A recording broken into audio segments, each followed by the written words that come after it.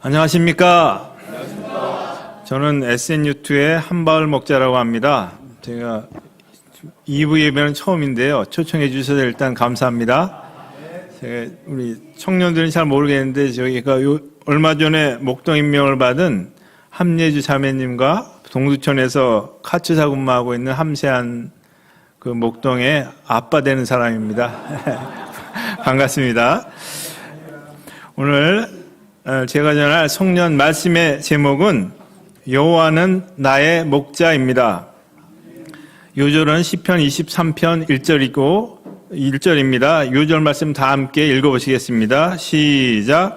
여호와는 나의 목자시니 내가 부족함이 없으리로다. 은혜와 사랑이 풍성하신 하나님 아버지, 부족하고 허물 많은 저희들을 사랑하사 독생자 예수님을 허락하시고 또 올 한 해 아무 부족함이 없이 인도해 주신 것을 감사합니다. 이 시간 여호와는 나의 목자라는 말씀을 증거하고자 하오니 성령께서 친히 임재하시고 주장하여 주시기를 기도합니다. 우리 주 예수 그리스도의 이름으로 기도드렸습니다. 아멘. 오늘 본문 시편 말씀의 서술 양식은 시입니다. 시는 역사서, 예언서, 복음서, 서신서 등과 다르게 매우 짧고 압축적인 언어로 표현되어 있는 문학 양식입니다. 오늘 우리는 시편 23편, 이 한 편의 짧지만 아름다운 시를 통해 우리 인생이 누구의 인도하심을 받아야 참 행복을 누리며 모든 인생길에 희망을 잃지 않고 안전하게 갈 수 있는가를 배울 수 있습니다. 여기 계신 젊은 청년들, 중년의 목자님들과 사모님들, 노년의 원숭미를 보여주시는 시니어 목자님들 모두 많은 것을 갈망하고 이루고자 애를 씁니다. 그러나 실제로 인생은 무거운 짐짝같이 우리를 짓누르고 망망한 바다 위에 홀로 남겨지는 외로움과 두려움 속으로 우리를 밀어넣습니다.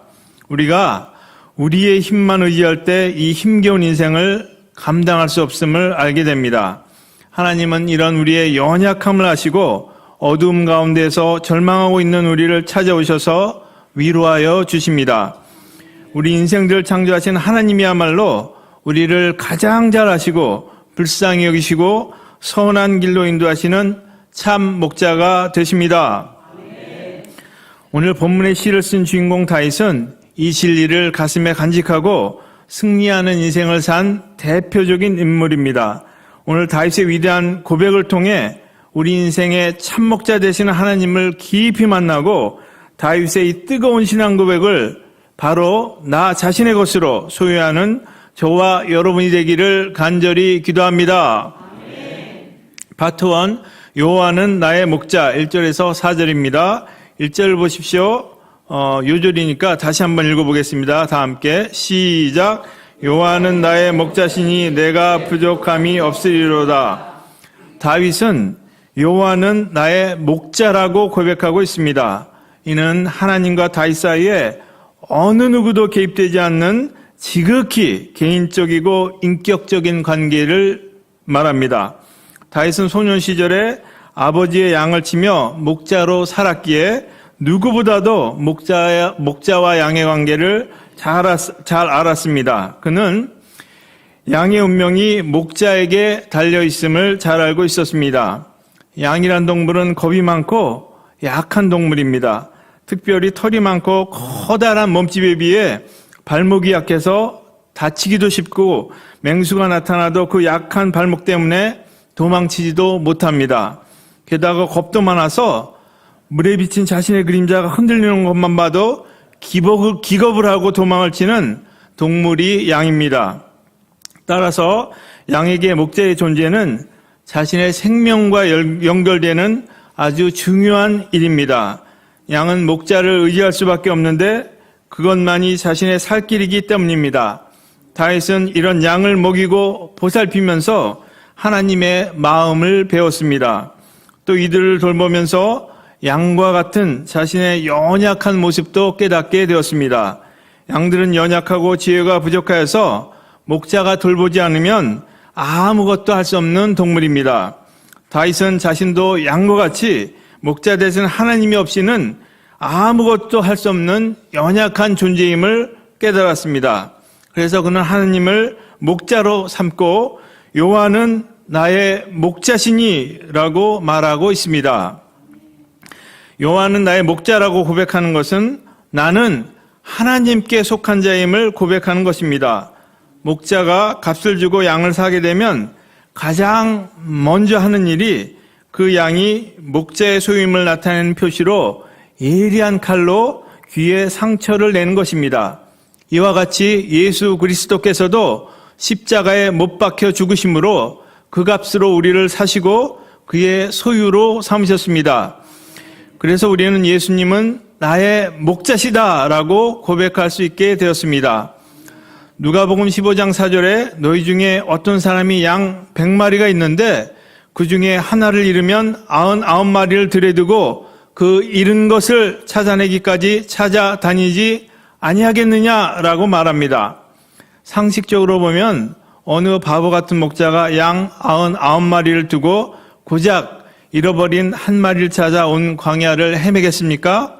그러나 그 목자가 찾아 헤매는 그 고작 한 마리는 바로 저와 여러분입니다. 선한 목자 예수님은 양 하나를 귀하게 생각하시는 분이십니다. 그리고 그 양이 바로 우리들입니다. 다수를 위해서 소수를 희생하라고 강요하지 않으시는 연약하고 부족한 자를 찾아서 광야를 헤매는 분, 나를 귀하게 여기시고 나를 위해서 발걸음을 떼시는 분, 그분은 바로 우리의 선한 목자 예수님이십니다. 또 다윗은 내가 부족함이 없으리로다라고 고백하고 있습니다. 우리는 나의 모든 지식과 소유에 대해서 항상 갈급하고 부족함을 느낍니다. 보기에 무엇 하나 부족할 것 없어 보이는 사람도 정작 그 자신은 남모를 열등감에 시달리기도 하고 저보다 더 나은 자를 바라보고 쫓아가느라 피곤한 인생을 살아갑니다. 이것만 채워지면 더 이상 바랄 게 없겠다 싶다가도 정작 그것이 채워지면 그 즐거움은 잠시고 더 많은 것을 원하게 됩니다. 또 채운 것을 잃을까 두려워하며 또 다른 피곤을 쌓아갑니다.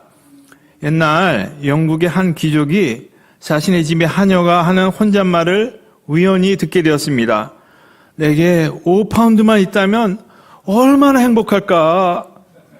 귀족은 이 하녀를 기쁘게 하기 위해 5파운드를 주었습니다. 그리고 돌아서서 하녀의 행복해하는 얼굴을 보기 위해 문틈으로 얼굴을 빼꼼히 내밀었는데 이게 웬일입니까?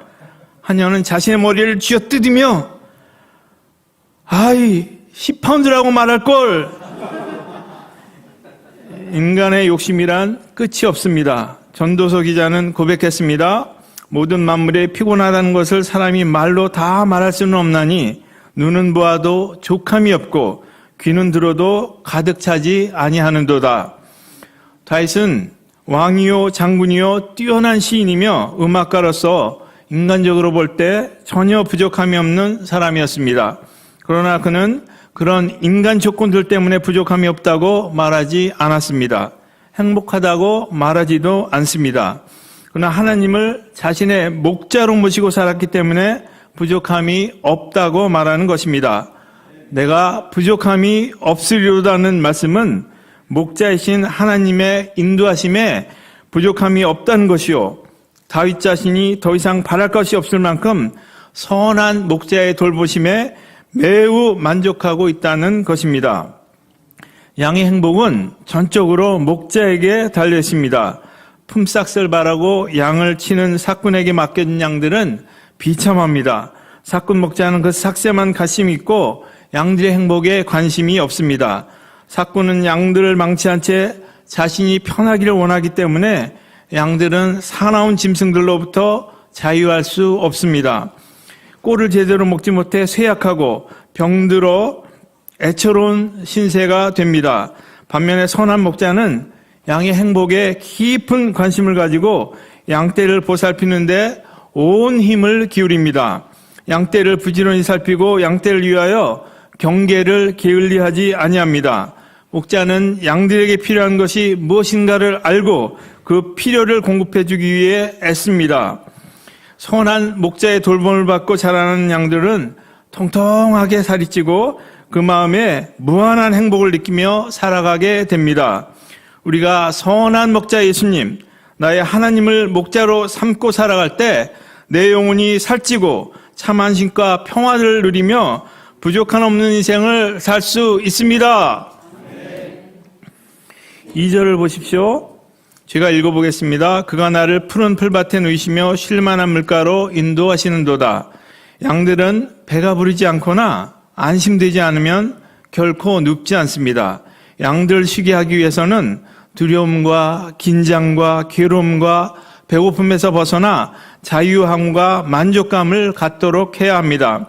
양들은 자체 방어수단이 없기 때문에 위험에 처하는 기미만 보여도 달아나고자 합니다.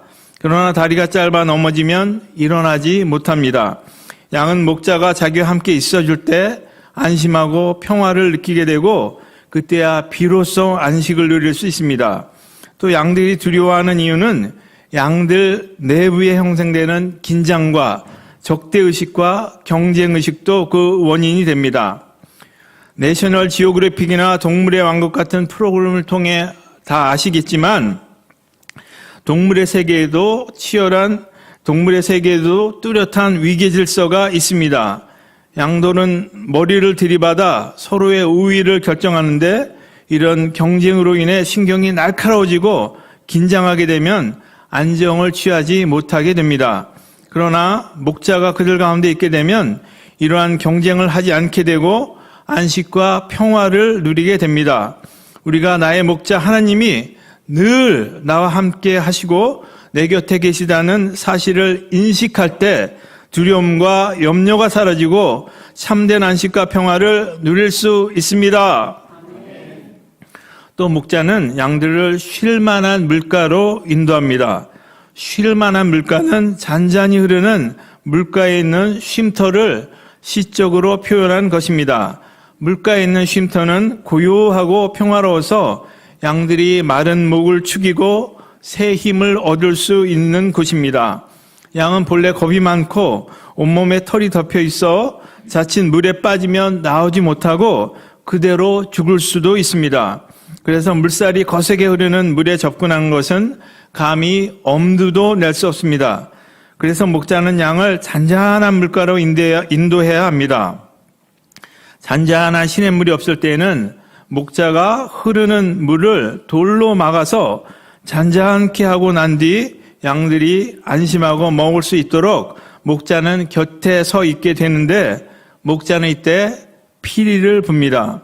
왜냐하면 양들이 그 피리 소리를 듣고서 안심하고 물을 마시는 일에 집중할 수 있고 다른 짐승들에게는 경고의 신호가 됩니다.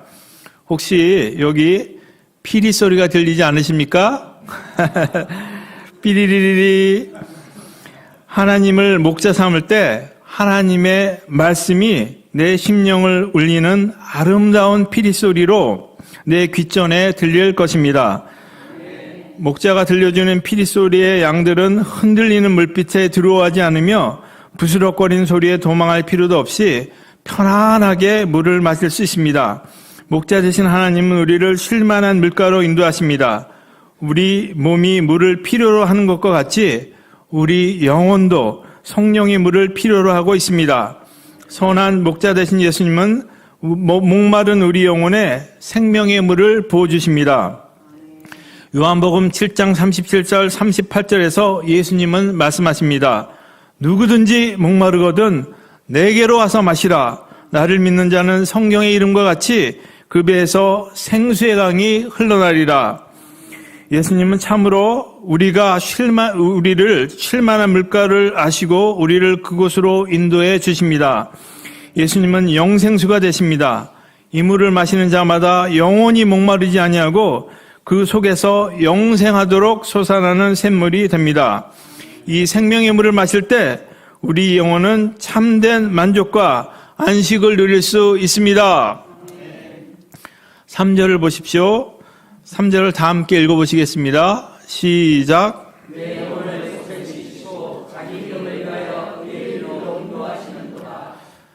우리는 힘든 세상을 살면서 그 마음이 공고할 때가 많이 있습니다.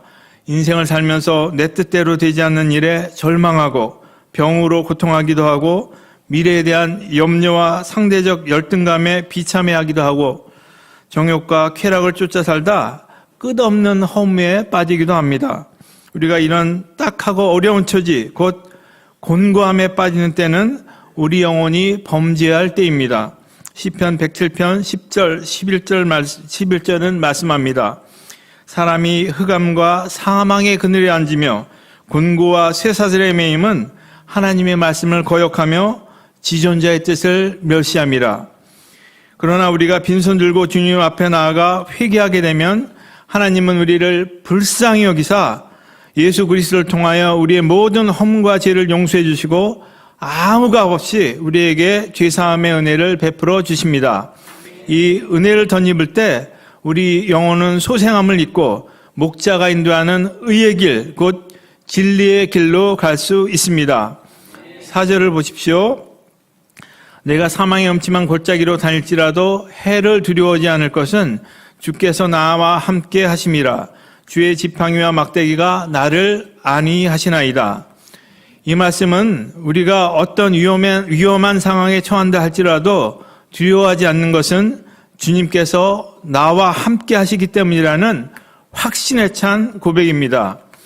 팔레스타인에서 목자는 계절에 따라 양들을 인도합니다. 때로는 거친 골짜기를 지나가고 산지를 오르내리기도 합니다. 그러다 보면 그늘을 찾아 동굴에 들어가 쉬고 있는 싸나운 늑대도 만나게 됩니다.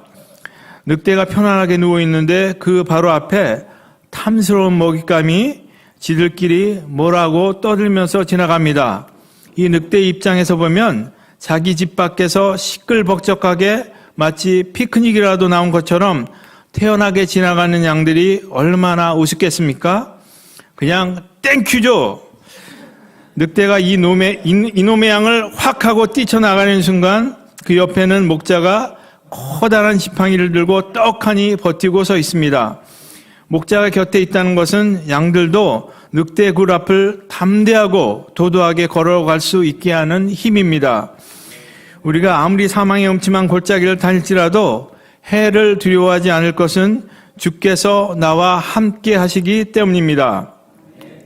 전능하신 하나님, 인생의 생사화복을 주관하시는 하나님이 함께 하심으로 조금도 두려워할 필요가 없습니다. 하나님은 진리의 말씀으로 나의 영혼을 소생시키시고 자기 이름, 즉 그의 자비로우시고 의로우신 성품과 그의 약속의 신실함으로 나를 의의 길로 인도하십니다. 그 의로운 지팡이로 나를 지키시고 나로 방황치 않게 하시며 그 길을 인도하여 주십니다. 파트 2, 여호와는 나의 주. 5절 6절입니다. 5절을 보십시오. 5절을 다 함께 읽어보시겠습니다. 시작.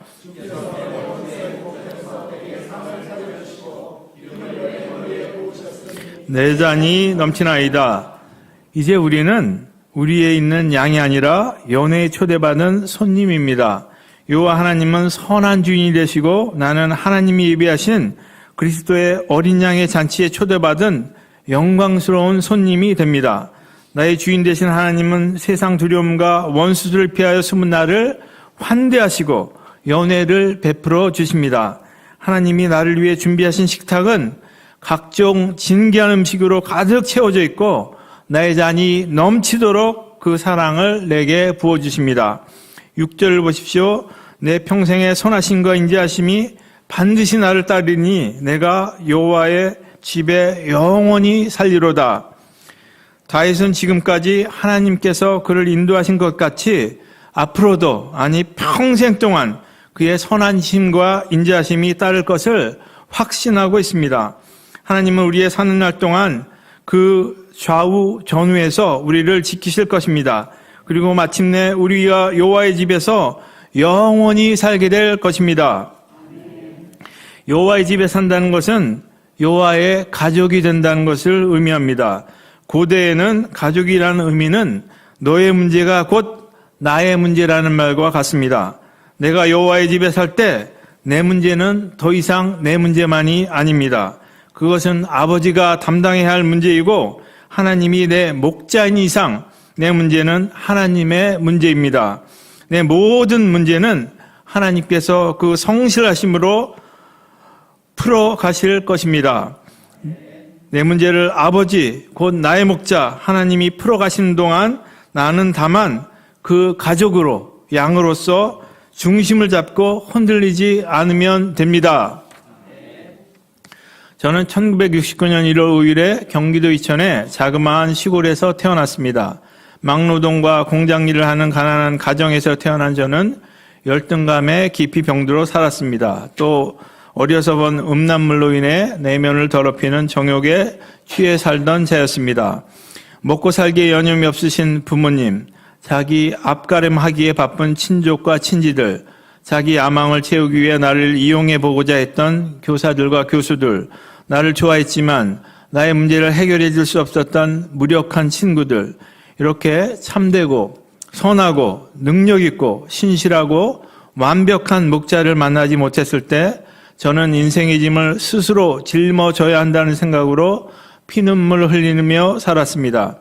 엉만큼 되는 쇳덩어리를 지고 가는 것 같은 무거운 인생의 짐, 죄짐을 짊어지고 고통스럽게 살 수밖에 없었습니다.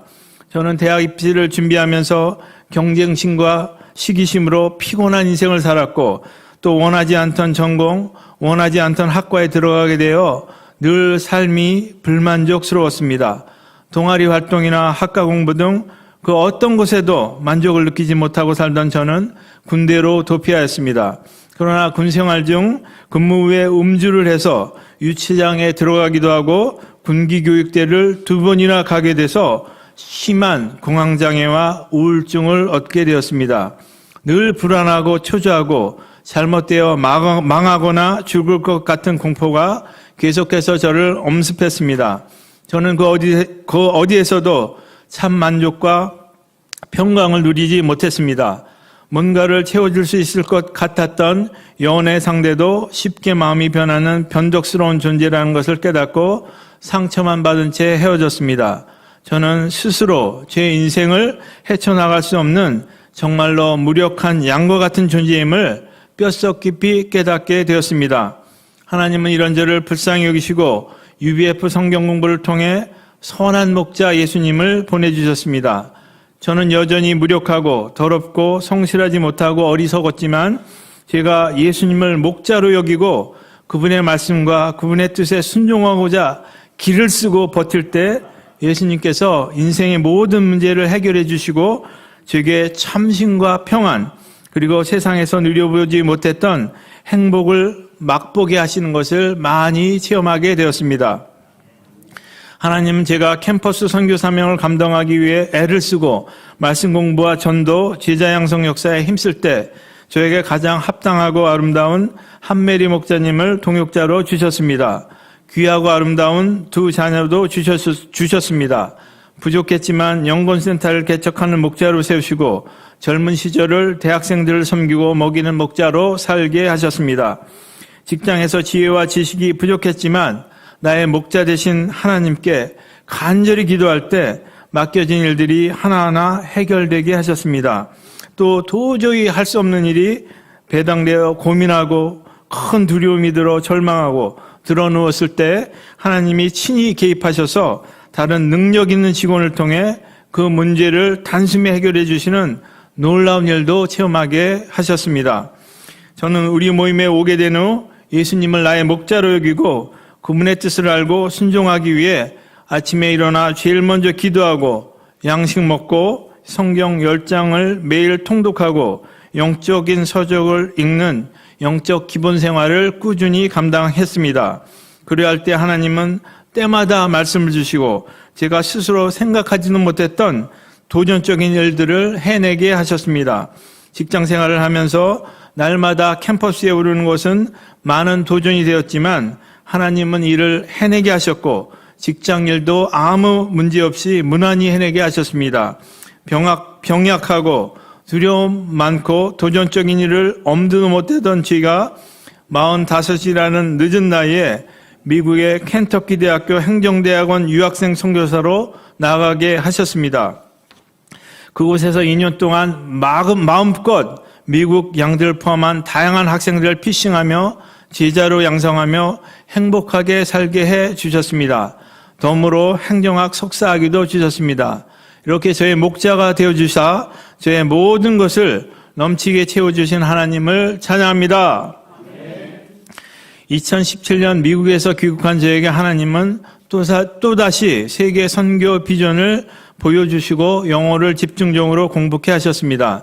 저는 주님이 주신 비전을 미국으로 다시 가라는 그런 비전으로 생각하고 미국에 다시 나아가기 위해 날마다 기도하며 백방으로 길을 찾고 수소문하고 외교부 주재관 자리에 지원했었지만 아쉽게도 낙방하고 말았습니다.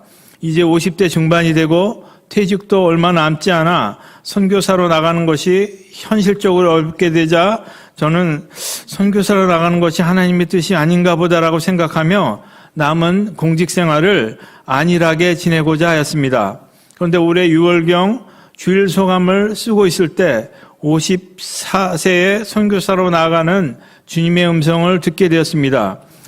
제가 나아갈 수 있는 길은 다 막혀 있는 것 같은데 그러면 직장을 그만두고 나아가라는 말씀인가 아니면 다시 외교부 주재관에 도전하라는 말씀인가 하며 현실적인 길을 찾았지만 제 능력으로는 아무런 길도 찾을 수 없었고 아무런 문도 열리지 않았습니다.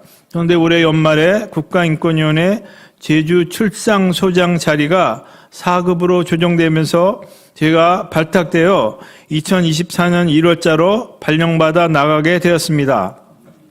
하나님, 제가 현실에 안주하기보다 서울의대뿐만 아니라 탐나국에 있는 제주대, 한라대, 제주관광대 학생들도 전도하고 제자 양성하도록 섬김의 지경을 넓혀주셨습니다. 제 힘으로 할 수 없었던 탐나국 선교사의 길을 여시고 편하고 안일하게 살기보다 고난스럽고 불편하고 또 경제적으로 비용이 들어도 캠퍼스 선교를 위해 희생하며 예수님을 배우며 선교사의 스피릿으로 살게 하시는 선한 목자 되신 하나님을 찬양합니다. 제가 남은 인생도 여호와를 나의 목자로 모시고 살 때 아무런 부족함이 없게 하실 것을 믿습니다.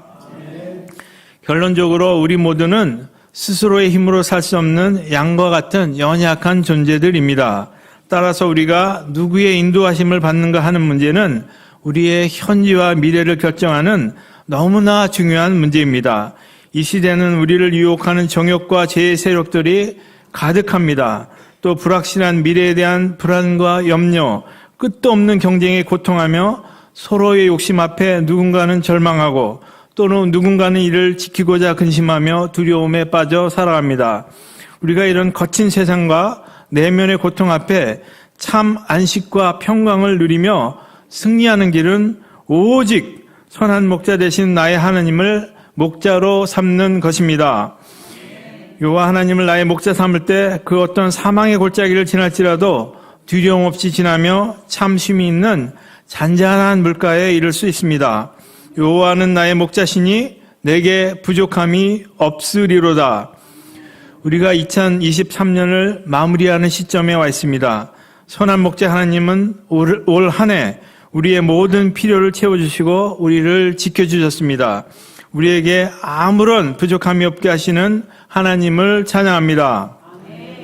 우리가 남은 일생을 선한 목자 하나님을 믿고 의지하며 다윗과 같이 승리하는 인생, 여호와 우리 하나님의 집에 사는 복된 인생을 살 수 있기를 간절히 기도합니다. 제가 기도하고 마치겠습니다. 은혜와 산에 풍성하신 하나님 아버지, 정말